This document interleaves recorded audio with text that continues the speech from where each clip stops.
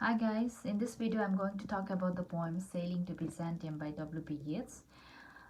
This is going to be a very brief presentation video. Yeats was an Irish poet, and this poem is considered one of the important poems in modern poetry.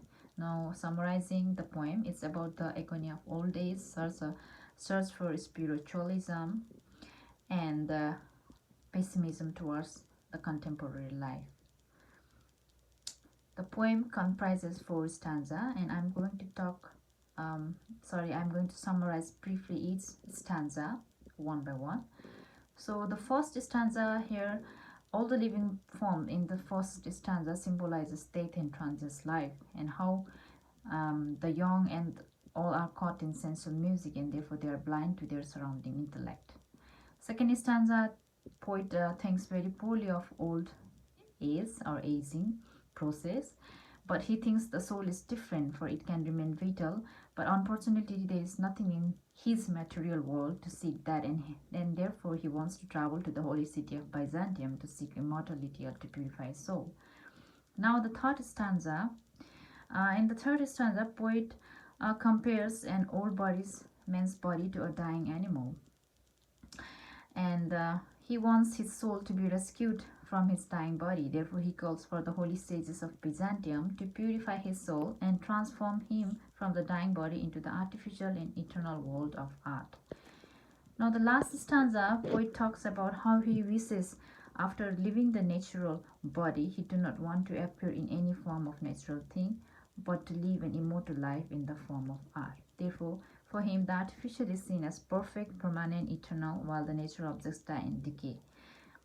Therefore, the poet talks both about the spiritualism and physical transformation.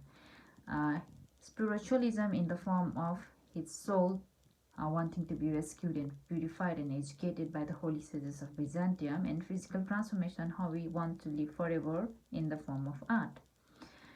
So in the last slide, I'm going to discuss some important points or conclusions that I have derived from the poem.